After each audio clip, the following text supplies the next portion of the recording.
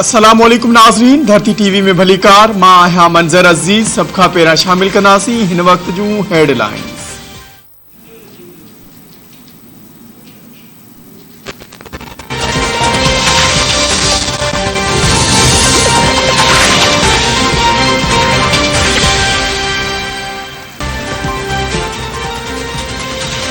गडियल opposition जी Sindh house Islamabad में अहम वेहक आमिर लियाकत समेत पीटीआई जा 22 बागी मेंबर भी मौजूद।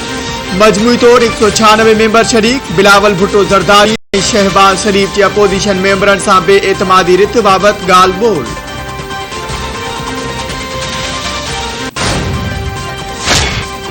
हुकूमत अक्सरियत विञाए चुकी। वॾी इत्तेहादी जमायत MQM पाकिस्तान हुकूमत खां रस्ता धार करे छॾिया।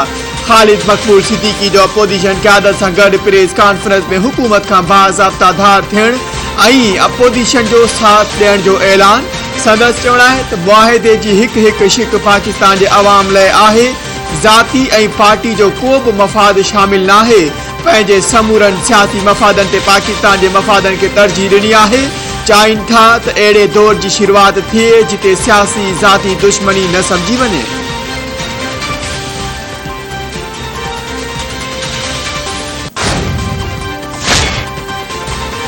गडियल अपोजिशन पारां वज़ीर आज़म खां इस्तीफ़ा जो मुतालबो ऐं MQM खे सियासी सफ़र में शरीक थियण ते भलीकार। बिलावल भुट्टो ज़रदारी चयो आहे त अॼु पूरी क़ौम जी क़यादत हिकु पेज ते आहे।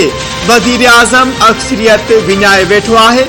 वज़ीर आज़म इस्तीफ़ा ॾे या सुभाणे वारे इजलास में ई वोटिंग कराए। शहबाज शरीफ ईंदड़ वज़ीर आज़म थींदो। MQM तारीख़ी फ़ैसिलो कयो आहे। PP ऐं MQM खे हर सूरत में गॾिजी कमु करणो आहे। शहबाज शरीफ जो चवणु आहे त वज़ीर आज़म इस्तीफ़ा ॾेई रिवायत क़ाइमु करे। अॼु मुल्की तारीख़ में अहम ॾींहुं आहे। MQM मुल्की मफ़ादनि में अहम फ़ैसिलो कयो। MQM माज़ी खे हिकु पासे ते रखी नओं सफ़र शुरू करण जो ऐलान कयो आहे। मौलाना फज़लुर रहमान चयो आहे त हुननि आलमी साज़िश खे नाकाम बणाए छॾियो आहे। इमरान ख़ान जी हैसियत ई नाहे जो खेसि धमकी ॾिनी वञे। अपोजिशन वटि मेंबरनि जो अंग 175 थी वियो आहे। अख्तर मिंगल चयो आहे त बलोचिस्तान में गडियल केतिरनि सालनि खां इंसानी हक़नि जी पामाली थी रही आहे। हुकूमत संदन का ॻाल्हि न ॿुधी।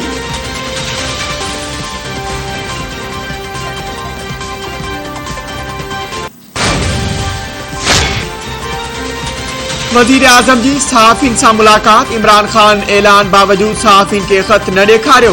वज़ीर आज़म जो चवणु आहे त बेएतमादी रिथ हिकु गैर मुल्की साज़िश आहे।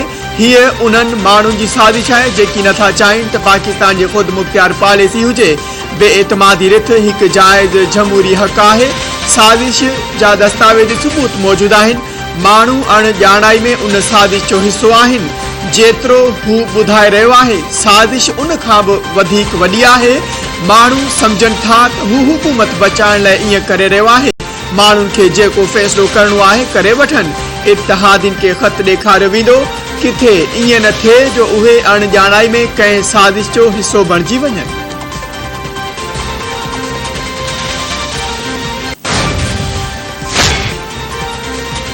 अस्करी क़यादत जी वज़ीर आज़म हाउस आमद। Army chief general Qamar Javed Bajwa ऐं DGI/SI जी वज़ीर आज़म इमरान ख़ान सां मुलाक़ात। ज़रियनि मूजिब मुलाक़ात में पाक फ़ौज जी पेशेवराने मामलनि ते ख़्यालनि जी ॾे वठि कई वई।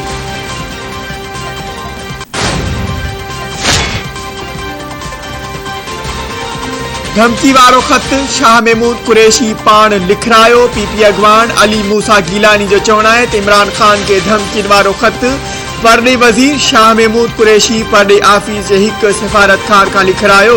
हू ख़त जे मामले ते मुकमल हक़ीक़तुनि खां ज़ाती तौर वाक़िफ़ आहे।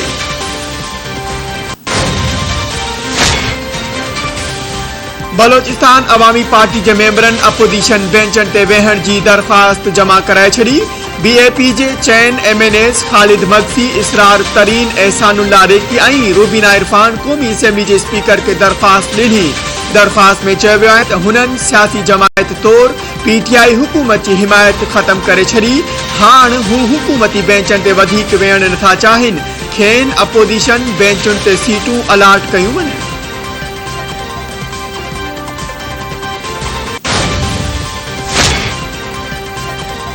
आर्टिकल 63 जी तशरीह लाइ दाख़िल सदारती रेफरेंस ऐं सुप्रीम कोर्ट बार जी दरख़्वास्त ते ॿुधणी। Chief justice Umar Ata बंदियार remark ॾिना आहिनि त जेकॾहिं आइन ते अमल करण जो निज़ाम नाहे त सुप्रीम कोर्ट खे कार्रवाई करणी पवंदी। सुप्रीम कोर्ट खे आइनी सबबनि खे ॾिसणो आहे। 63A जा कानूनी नतीजा हूंदा। हक़ीक़त इहा आहे त माज़ी में सियासी पार्टियुनि मां फिरी वियलनि खे ॿीहर पार्टियुनि में शामिल कयो वियो। ॾिसणो इहो आहे त पार्टी सरबराह वफ़ादारी तब्दील करण ते कहिड़ो एक्शन वरितो। कराची में चीफ सेक्रेटरी जी सदारत में सिलेक्शन बोर्ड 2 जो इजलास। सर्विस खाते जे 11 कामूरनि खे 19वें ग्रेड में तरक्की जी मंजूरी। कॉलेज एजुकेशन में 437 मेल ऐं फीमेल खे 19वें ग्रेड में एसोसिएट प्रोफेसर तौर तरक्की ॾिनी वई। उत्तर वजीरिस्तान में सिक्योरिटी फोर्सिस जी कार्रवाई। 4 दहशतगर्द मारिजी विया। दहशतगर्दनि जी फायरिंग में कैप्टन समेत 2 जवान शहीद। पाक फौज जे तर्जमान मूजिब उत्तर वजीरिस्तान जे इलाइक़े मखी में सिक्योरिटी फोर्सिस ऐं दहशतगर्दनि विच में फायरिंग जी ॾे वठि थी। फायरिंग में 4 दहशतगर्द मारिजी विया। कार्रवाई दौरान कैप्टन साद बिन आमिर ऐं लांस नाइक रियाज़ शहादत मानी।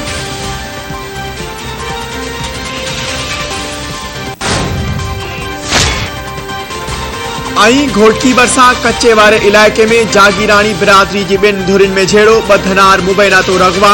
3 मेहूं फुर धुरियूं मोर्चा बंद थी वयूं।